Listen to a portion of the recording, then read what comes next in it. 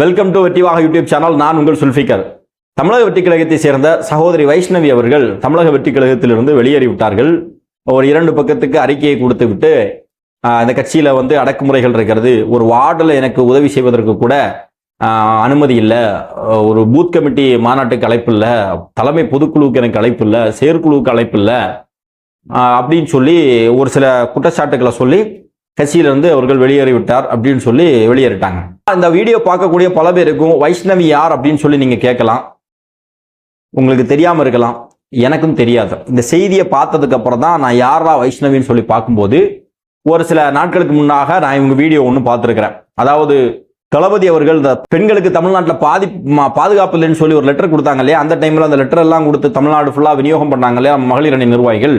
So அந்த டைம்ல இந்த பிள்ளை ஏதோ சேனலுக்கு டைரக்டா இன்டர்வியூ கொடுக்கும்போது அந்த வீடியோ கொஞ்சம் வைரல் ஆயிடுச்சு. வைரலான மறுநாளே சகோதரியை கூப்பிட்டு எல்லா சேனல்லையுமே வீடியோ எடுக்கிறாங்க, இன்டர்வியூ எடுக்கிறாங்க. அதுக்கப்புறம் பார்த்தா அவங்க அம்மாவை கூப்பிட்டு இன்டர்வியூ எடுக்கிறாங்க. இப்படி இது போய்கிட்டே இருந்துச்சு. ஒரு 1-2 வீடியோ பார்த்தோம், அதோட அப்படியே முடிஞ்சு போச்சு. ஸோ அவங்க தான் இப்போ கட்சியை விட்டு வெளியே போயிருக்கிறாங்க. இவங்க ஏன் போனாங்க அப்படிங்கிற காரணமெல்லாம் நம்ம விசாரிக்கல, அது நமக்கு தேவையில்லை. இவங்க மேல தவறு இருக்குதா அல்லது மாவட்ட நிர்வாகத்து மேல தவறு இருக்குதா அப்படிங்கிறத பத்தியும் நம்ம இங்க பேச போறதில்ல, அது நமக்கு தேவை கிடையாது. ஆனா இந்த மாதிரி சிச்சுவேஷனை எப்படி ஹேண்டில் பண்ணணும் அப்படிங்கிறது நம்மள இருக்கக்கூடிய பல சகோதர சகோதரிகளுக்கு தெரியாததுனால வரக்கூடிய குழப்பங்களும் அதனால் ஏற்படக்கூடிய விளைவுகள் தான் இது. அதனால அது சம்பந்தமாக எனக்கு தெரிஞ்ச ஒரு சில அறிவுரைகளை உங்களுக்கு நான் சொல்றேன். இந்த வீடியோவை முழுமையாக பாருங்க. இந்த வீடியோ தமிழக வெற்றிக் கழகத்தில் இருக்கக்கூடிய எல்லா நிர்வாகிகளுக்கும் தொண்டர்களுக்கும் நீங்க கொண்டு சேர்க்கணும் அப்படிங்கிறதுக்காக தான் இந்த வீடியோவை நான் போடுறேன். முதல்ல சகோதரி வைஷ்ணவி அவர்கள் அவங்க செஞ்ச தவறு என்ன அப்படின்னு சொன்னா, இந்த சேனல் எல்லாம் போய் இன்டர்வியூ கொடுத்தது. இப்ப நீங்க நினைக்கலாம், ஓ இன்டர்வியூ கொடுக்குறாங்க இவங்களுடைய பப்ளிசிட்டியை பார்த்து போறாம அப்படின்னு சொல்லி. அப்படி கிடையாது. இந்த சேனல்ஸ் எந்த மாதிரி இன்டர்வியூ எடுக்கிறாங்க, அந்த நோக்கம் என்ன அப்படிங்கிறத புரிஞ்சுக்கல. இந்த சகோதரி வைஷ்ணவியினுடைய இன்டர்வியூ அவங்க என்ன நோக்கத்தில் எடுத்தாங்க அப்படின்னு சொன்னா, நீங்க பார்த்துருப்பீங்க இந்த கலாட்டா சேனல், இந்தியா கிளிட்ஸ், இந்த மாதிரி பிஹைண்ட் நூட்ஸ், இந்த மாதிரி சேனல் எல்லாம் ஒரு ட்ரெண்டு வச்சிருக்கிறாங்க. உதாரணமா இந்த நீயா நானால யாராவது ஒரு பொண்ணு ஏதாவது ஒன்று ஒரு வைரலா பேசிட்டா, ஒரு கியூட்டா ஏதாவது ஒரு இது பண்ணிட்டா, நீ பார்த்துருப்பீங்க இந்த ஐஸ்கிரீமை சூடு பண்ணி சாப்பிட்றதுன்னு சொல்லி ஒரு பொண்ணு சொல்லும் இல்லையா, அதை கியூட்டுன்னு வர சொன்னானுங்க. அது அந்த புள்ள சேனல்ல அந்த சேனல்ல ஒரு வாட்டி செஞ்சுது. அதுக்கப்புறம் அந்த குடும்பத்தை கணவனையும் மனைவியும் கூப்பிட்டு இருக்கிற யூடியூப் சேனல் எல்லாத்துலயுமே இன்டர்வியூ எடுத்தானுங்க. அதையே திரும்ப திரும்ப சொல்லி எல்லாருமே கடுப்பாயிட்டாங்க. முதல்ல அந்த பொண்ணு சொன்னது நல்லா இருந்துச்சு, எல்லாருமே ரசிச்சாங்க. அதுக்கு பிறகு எங்களை விட்டா போதுண்டா சாமின்னு சொல்லி அந்த பொண்ணை திட்டி கேவலப்படுத்தி அசிங்கப்படுத்தி மீடியாக்கள் அந்த அளவுக்கு கொண்டு விட்டுருவான். அதே மாதிரி ஒரு பொண்ணு வள்ளி கும்மி ஆடக்கூடிய ஒரு பொண்ணு ஒரு கண்ணடிக்கக்கூடிய ஒரு வீடியோ ரிலீஸ் ஆச்சு. ஆக அழகு சூப்பர் அப்படி இப்படின்னு சொல்லி நம்ம பசங்க அதை அப்படியே வைரல் பண்ணி விட்டாங்க. உடனே கூப்பிடுறா செல்லத்த அப்படின்னு சொல்லிட்டு இந்த பழைய பேஷண்ட்டை டிஸ்சார்ஜ் பண்ணு, புதிய பேஷண்ட்டை அட்மிட் பண்ணுன்னு சொன்ன மாதிரி இவங்களை விட்டுட்டு அவங்கள கூப்பிட்டு உட்கார வச்சு எல்லா சேனல்ல இன்டர்வியூ. அந்த கேட்டகரியில தான் வைஷ்ணவி அவர்களையும் கூப்பிட்டு இன்டர்வியூ எடுத்தாங்க. இல்லாம வைஷ்ணவியினுடைய அரசியல் புரிதலை பத்தியோ, வைஷ்ணவியினுடைய அரசியலை பத்தியோ, அல்லது வைஷ்ணவி செய்யக்கூடிய மக்களுக்கு செய்திருக்கக்கூடிய உதவிகளை பார்த்து வியந்து போயோ, அல்லது வைஷ்ணவி பேசக்கூடிய அரசியல் இந்த சமூகத்தில் ஒரு பெரிய தாக்கத்தை ஏற்படுத்துது அப்படிங்கிற எண்ணத்தினுடைய அடிப்படையிலேயோ அவங்கள கூப்பிட்டு இன்டர்வியூ எடுக்கல. அந்த இன்டர்வியூ பார்க்கும் போதே எனக்கு புரிஞ்சு போச்சு இது ரொம்ப நாள் நீடிக்காது அப்படின்னு சொல்லி. ஏன்னா வைஷ்ணவியினுடைய அந்த பேச்சுல 1% கூட அரசியல் தெளிவாக இல்லை, அந்த அரசியல் தெளிவே இல்லை. அப்ப அது தவறான விஷயம். அப்ப வைஷ்ணவி அப்படி ஒருவேளை இன்டர்வியூ கூப்பிட்டுருந்தாங்கன்னா வைஷ்ணவி தலைமையிடம் பெர்மிஷனை வாங்கிட்டு தான் போயிருக்கணும். ஏன் அப்படின்னு சொன்னா அது வைஷ்ணவி செஞ்ச முதல் தவறுன்னு நினைக்கிறேன். ஏன் அப்படின்னு சொன்னா ஒவ்வொரு கட்சிக்கும் ஒரு செய்தி தொடர்பாளர்களா ஒன்றும் இல்லை, ஒரு 5-6 பேரை நம்ம கட்சியில லேவலாமணி அண்ணன், வீர விக்னேஸ்வரன், அதே மாதிரி சகோதரர் ரமேஷ், ராம்குமார், இப்படி கொஞ்சம் பேரை செய்தி தொடர்பாளர்களாக அறிவிச்சிருக்கிறாங்க. அவங்க தான் அந்த வேலையை பார்க்கணும். அவங்க தான் போய் கட்சியினுடைய நிலைப்பாடு, கட்சியினுடைய கொள்கை, கட்சியினுடைய செயல்பாடு என்ன, கட்சிக்கு எதிராக வரக்கூடிய விமர்சனங்களை எதிர்க்கக்கூடியது, இதையெல்லாம் செய்வாங்க. இன்னும் சொல்ல போனா நான் கூட அங்கீகரிக்கப்பட்ட நபர் கிடையாது. என் பேச்சு கூட சில நேரங்களில் கட்சியினுடைய கொள்கை கோட்பாடுகளுக்கு மாற்றமாக இருக்கலாம். ஏன்னா நம்ம தலைமையால் அங்கீகரிக்கப்பட்ட ஒரு நபர் கிடையாது. புரியுதா? அதுக்குன்னு இருக்கக்கூடியவர்கள் பேசக்கூடியதான் அந்த கருத்துல நம்ம எடுத்துக்க முடியும். அப்போ அதை தாண்டி வேற யாருமே போய் பண்ணக்கூடாது. இப்ப நான் கூட தமிழக வெற்றி கழகத்துல நான் இருந்த கட்சியிலிருந்து வெளியே வந்து தமிழக வெற்றி கழகத்தில் இணைந்த உடனே எனக்கு தெரிந்த நண்பர் வட்டாரத்துல இருந்து ஒரு சில பேர் இன்டர்வியூ எடுக்கணும் கூப்பிட்டாங்க. நாம மறுத்துட்டோம். ஏன் அப்படின்னா அவங்களுடைய நோக்கம் எனக்கு புரியும். நம்ம ஏற்கனவே இருந்த கட்சியை பத்தி தவறாக பேசணும், அதை டேமேஜ் பண்ணணும், அது ஒரு பேசு பொருளாகும் ஒண்ணு, அதுக்காக தான் கூப்பிடுறாங்க அப்படிங்கிறது தெரியும். அப்ப அது நமக்கு தேவையில்லை. இன்னொன்று, கட்சியினுடைய செய்தி தொடர்பாளர்கள் நம்ம கிடையாது, நமக்கு அதுக்கான அதிகாரத்தை நமக்கு தரல. அப்படி இருக்கக்கூடிய பட்சத்தில் நாம இன்னொரு சேனல்ல போய் இன்டர்வியூ எடுக்கிறது பேசுறது தப்பு. பட் ஏற்கனவே நம்ம ஒரு யூடியூப் சேனல்ல இதே மாதிரி யூடியூப்ல இருந்து அரசியலை சமூக பிரச்சனைகளை களத்துல கையாடி கொண்டு இருக்கிறதுனால இப்ப வெட்டி வகையினுடைய 2வது சேனல் ஏற்கனவே ஒரு சேனல் இருந்துச்சு. அந்த சேனலை வந்து நான் க்ளோஸ் பண்ணிட்டு தான் இந்த சேனலை தொடங்கி இப்போ ஒரு 6-7 மாசமா ரன் பண்ணிட்டு இருக்கிறேன். ஏன் அப்படின்னா அந்த சேனல்ல என்னுடைய பழைய சகோதரர்கள் நிறைய பேர் ஆதரவு கொடுத்தாங்க. இப்ப நம்ம பேசும்போது, அரசியல் பேசும்போது திமுகவை சாடி பேசுவோம், திமுகவுடைய கூட்டணி கட்சிகளை பேசுவோம். அப்படி இருக்கும்போது அங்க இருக்கக்கூடிய நம்முடைய பழைய சகாக்களுக்கு சில மன வருத்தத்தை ஏற்படுத்தலாம். அப்படிங்கிறதுக்காக அது வேண்டாம் அப்படிங்கிறதுக்காக தான் அதே நம்ம ஒதுக்கிட்டு நம்ம இருக்கிறோம். ஸோ அப்போ இங்க நம்ம வந்தாச்சு, இங்க நம்ம இன்டர்வியூ அந்த மாதிரி எதுவுமே கொடுக்கல. ஏன் அப்படின்னா நமக்கு அதுக்கான அதிகாரம் கொடுக்கப்படவில்லை. இப்போ சகோதரி வைஷ்ணவியும் அதைத்தான் செஞ்சிருக்கணும். ஆனா சரி, ஓகே, ஒரு வைரலா போயிடுச்சு, ஒரு பப்ளிசிட்டி கிடைக்குது அப்படிங்கிற ஒரு எண்ணத்தினுடைய அடிப்படையில் அவங்க செஞ்சிருக்கலாம். இன்டர்வியூ கொடுத்துட்டாங்க, ஓகே. ஒரு மாசம் தான் என்ன இன்டர்வியூ எடுப்பான்னு எனக்கு தெரியும். ஏன்னா அது கண்டென்ட் இருக்கிற வரைக்கும் தான், அதுக்கப்புறம் அது போயிடும். இப்போ இன்னைக்கு நான் ஒரு விஷயத்த பேசுறேன், வைஷ்ணவி மேட்டரை பேசுறேன்னா இன்னைக்கு அது கண்டென்ட் வைரலா போகும், நாளையிலேருந்து அது போகாது, அந்த வீடியோ அப்படியே ஸ்டாப் ஆயிரும். அதே மாதிரி வைஷ்ணவியை கூப்பிட்டு இன்டர்வியூ எடுத்தாங்க, எல்லாரும் போட்டாச்சு, முடிஞ்சு, அதோட முடிஞ்சு ஒதுக்கியாச்சு. இப்போ வைஷ்ணவி என்ன நினைச்சுக்கிட்டாங்கன்னா, நான் ஒரு பப்ளிக் பிகர் ஆயிட்டேன், எல்லாருக்கும் தெரிந்த நபர் ஆயிட்டேன்.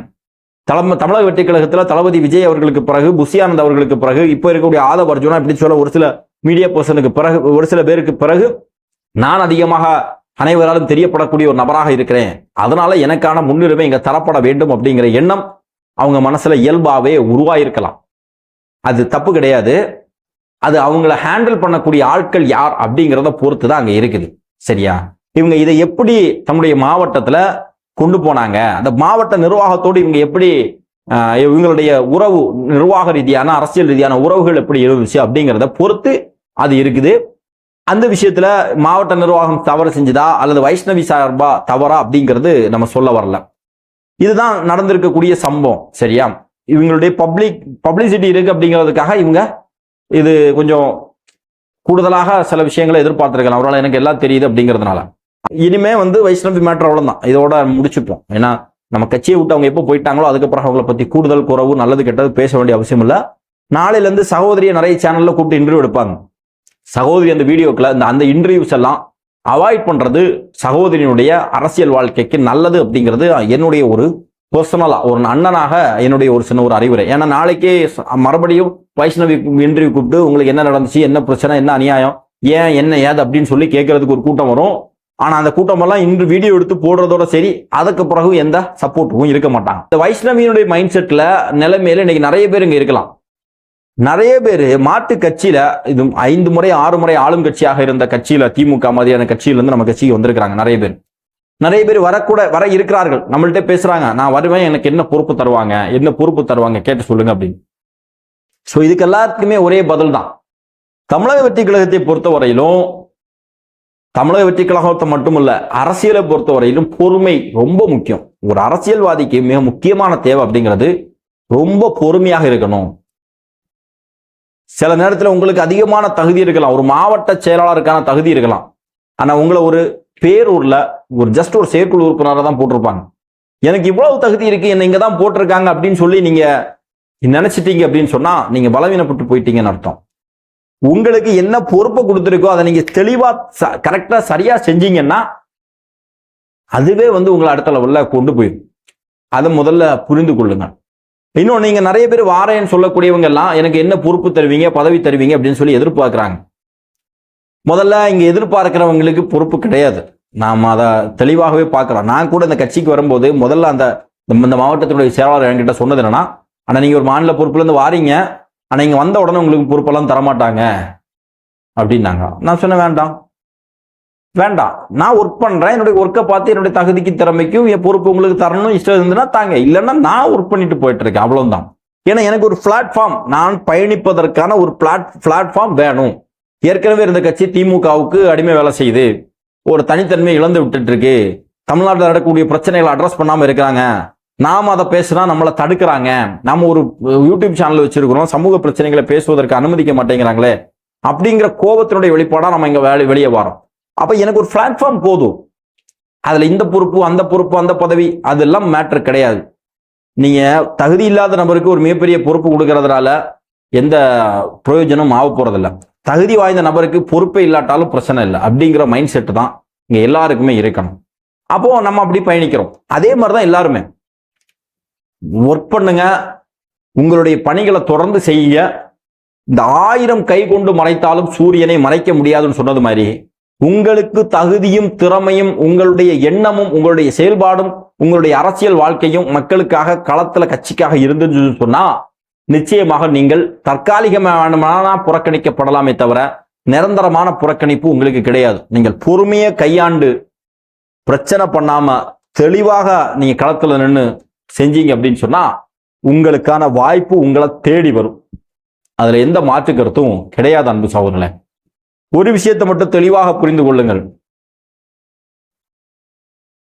நீங்க ஆல்கெமிஸ்ட் அப்படின்னு சொல்லக்கூடிய ஒரு புத்தகத்தை படிச்சிருக்கீங்களான்னு தெரியாது, எல்லாருமே படிங்க. ரசவாதின்னு சொல்லுவாங்க தமிழ் புத்தகம். இந்த புத்தகத்தினுடைய நோக்கமே என்ன அப்படின்னு சொன்னா, நாம ஒரு லட்சிய பயணத்தை நோக்கி பயணிக்கிறோம் அப்படின்னு சொன்னா எவ்வளவோ தடைகள் வரலாம். ஆனா இந்த உலகமே நாம ஒரு லட்சிய பயணத்தை நோக்கி பயணிச்சா மட்டும் போதும், இந்த ஒட்டுமொத்த அண்ட சராசரமே நமக்கு உதவி செய்யும் அப்படிங்கறதான் மிக முக்கியமான விஷயம்.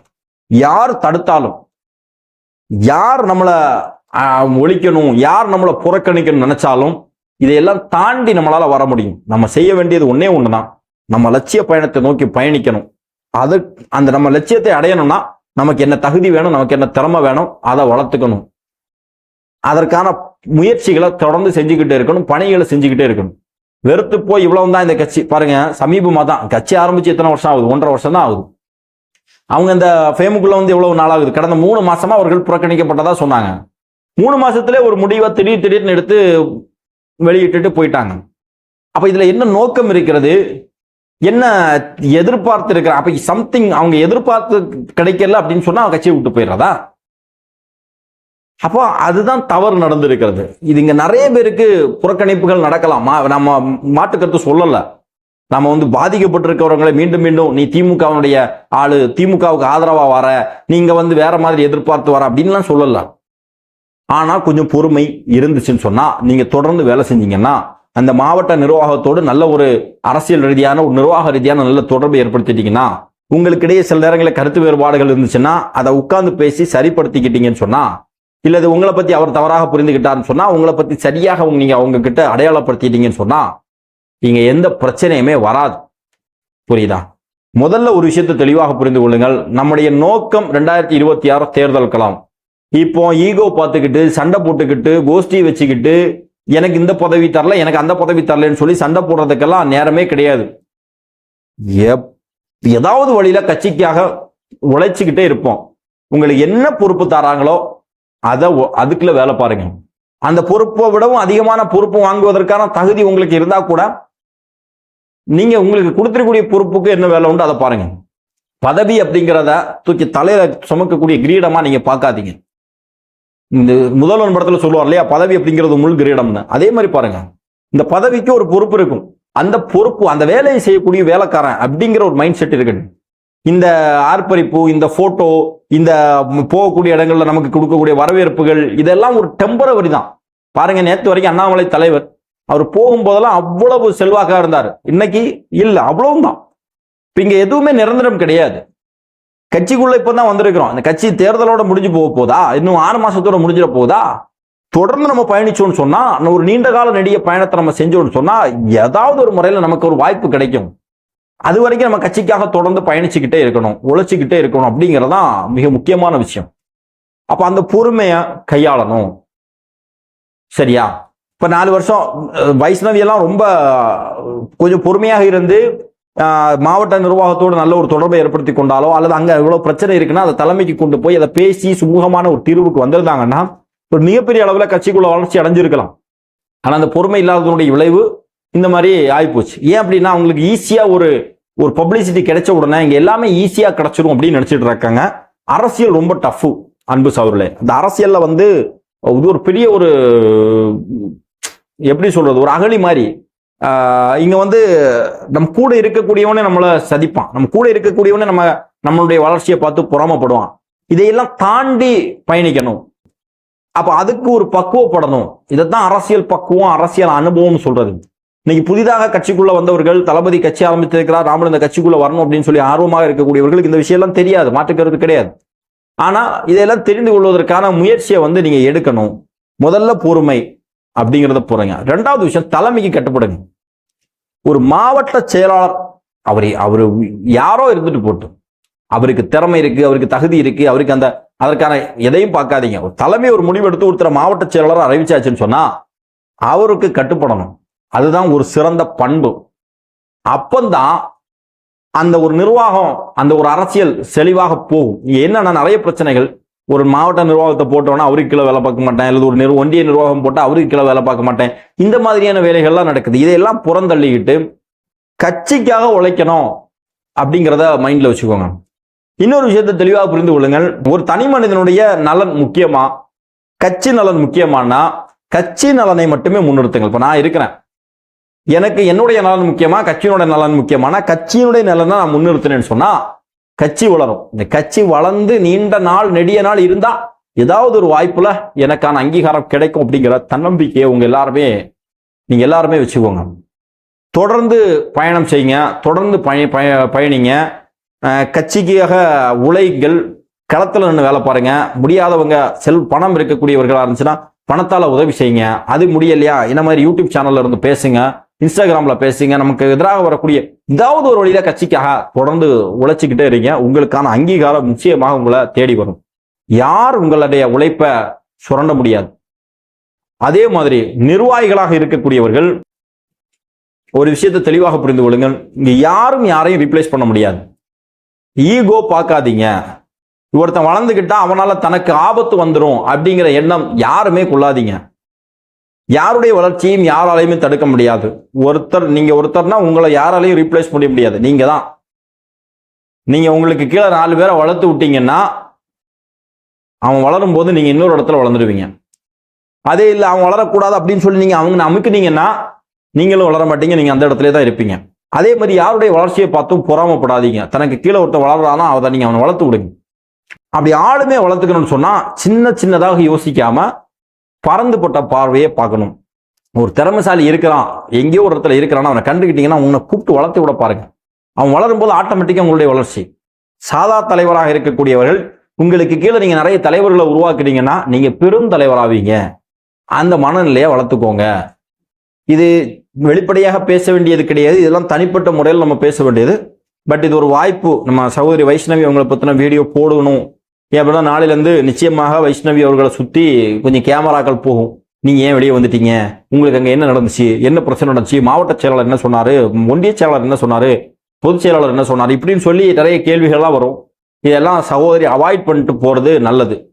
அதே மாதிரி இந்த பப்ளிசிட்டி அப்படிங்கிற ஒரு விஷயம் மட்டுமே நமக்கு அரசியல்ல வந்து பொறுப்பு பதவிக்கு தகுதியானது அப்படிங்கிறத நினைக்காதீங்க.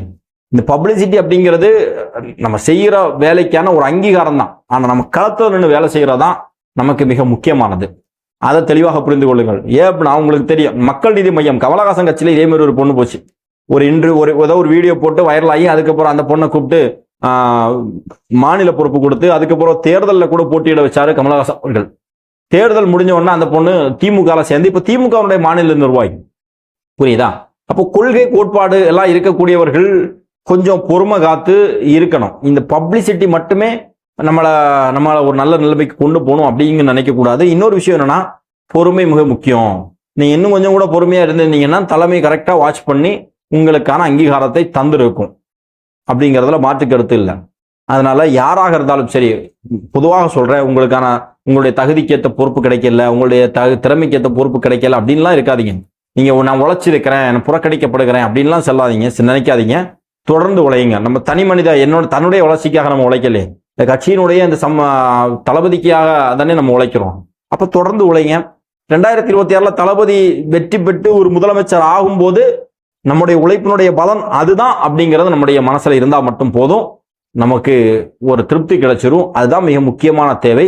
அன்பார்ந்த சகோதரர்களே, இந்த வீடியோ சம்பந்தமாக உங்களுடைய மேலான கருத்துக்களை பதிவு செய்யுங்கள். சகோதரி வைஷ்ணவி இந்த வீடியோ பார்க்குறீங்கன்னா, நான் பேசுறது ஏதாவது உங்களுடைய மனசை காயப்படுத்தி இருக்குன்னா இறைவனுக்காக பொறுத்துக் கொள்ளுங்கள். அன்பார்ந்த சகோதரர்களே, இந்த வீடியோவை ஒவ்வொருவரும் உங்களுடைய நண்பர்களுக்கு ஷேர் பண்ணுங்க. நன்றி.